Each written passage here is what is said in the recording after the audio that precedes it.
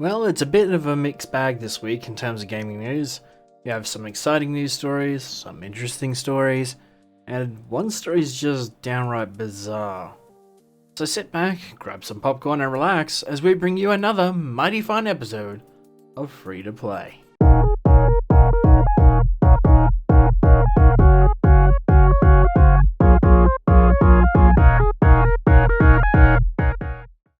Oh hey, it's you! Welcome to Free to Play, the weekly gaming news show brought to you straight from the Gamescom livestream event. I'm your host Charlie K, and in this week's episode, Sony is open to more platforms, Ubisoft makes a baffling mistake, and could we finally be getting a brand new console from Nintendo?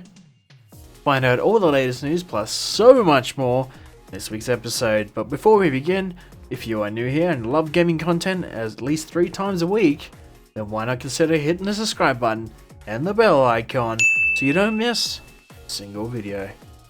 For our first bit of news, EA has announced that they are hard at work on a brand new title in the Dragon Age series. This new Dragon Age game will be a direct sequel to Dragon Age 3 and well, will be a bit different to the previous installment in the Dragon Age franchise. In Dragon Age 4, you'll be a hero with no power and you'll need to work your way up to earn honor and respect throughout the land. You'll deal heavily into the politics of the land and able to make decisions about certain characters who may live or die depending on your choices. The game is still far away from being released, but it's nice to know that BioWare are working on a new project. In some rather bizarre news, Ubisoft and a partnered company called Sheetpedia have made a merchandising blunder that might all be for a marketing stunt.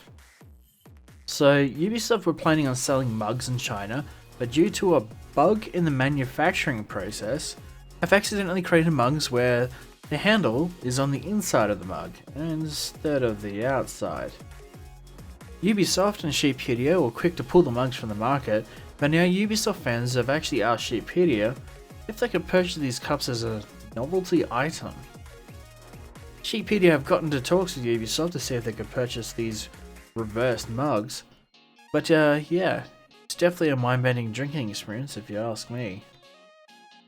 Capcom and Netflix have announced a brand new live-action TV series based on the Resident Evil franchise. This new series will be made by Constantine Film, the same company who made the Resident Evil films starring Milla Jovovich. These new series will follow 2 different timelines where characters Jade and Billy Wesker, the daughters of Wesker, yes, that badass looking Wesker, are 14 years old and live in New Raccoon City. But not everything in the new city is what it seems, and their sisters find themselves in danger. The second timeline follows a grown-up version of Jade Wesker, 16 years later, at the last of humanity, struggles to stay alive and fights the overwhelming amount of infected humans and animals. Andrew Dabb, who is famous working on Supernatural, will be the showrunner, executive producer, and, well, writer of the show. So after the release of Sony titles such as Horizon Zero Dawn and Death Stranding on PC, it appears that Sony are open to bringing more PlayStation titles to the PC. In a corporate report from Sony, the company mentioned they are looking into bringing more first-party titles to the PC in the future. With titles such as Ghost of Tsushima, sorry, couldn't help myself, been playing it non-stop. Yes, it's that good, you should get it. And new upcoming titles such as Spider-Man Miles Morales, or even the sequel to Horizon Zero Dawn, Horizon Forbidden West, not too far away, it only makes sense that Sony would like to make more money by putting more fingers in the metaphorical pie. I guess the only question is, will you get your games on PS5, or will you just wait for it to land on PC? Let us know in the comment section down below. Moto has managed to create an incredible device that plays Wii games on a console in the shape of a Game Boy Color. Yes, you heard that right, a Game Boy Color.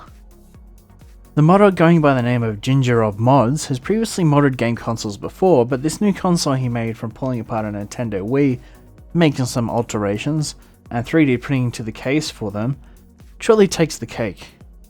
He managed to use parts from a Nintendo Wii controller, GameCube controller, and took parts from a Nintendo DS Lite to create the controller interface.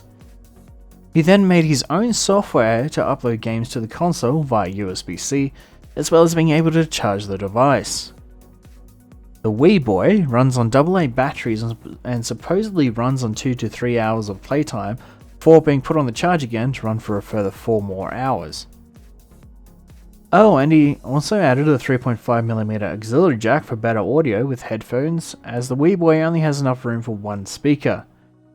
You can also play GameCube and Wii games on it by digitally installing them on the console, as it doesn't have a CD slot. But you could also plug it into an actual Nintendo Wii to play your games on a big screen. Be sure to check out his other content by clicking the link in the description. Speaking of Nintendo, Nintendo could be releasing a brand new console a lot sooner than we thought. According to Bloomberg and their anonymous sources, the word on the street is that Nintendo are planning on releasing a brand new variant of the Nintendo Switch that is more powerful than its predecessor.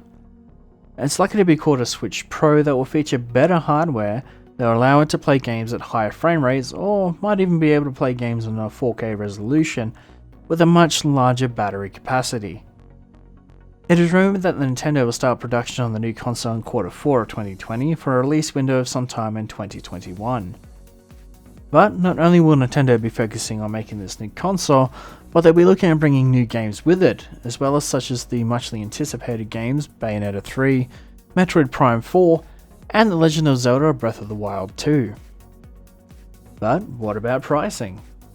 Well, GamesIndustry.biz asked a Japanese-based games consultant, Serkan Toto, what he thinks the price would be, and Serkan believes that the price would be about $399 US, which at the time of the recording is about 542 Aussie dollar dues. This isn't the first time Nintendo have refreshed their consoles, with Nintendo bringing out new models of the Nintendo DS from the chunky original DS up to the DS Lite, then adding 3DS and a 2DS into the mix. But as always, take it with a grain of salt. And that's all for the news for this week. If you enjoyed the episode, be sure to give this video a great big thumbs up. Seriously, it helps us out a lot. Please do it, please. Oh god, please, just do it, please! Anywho, I'm your host Charlie K. Gamers Unite! And we will see you on the next level.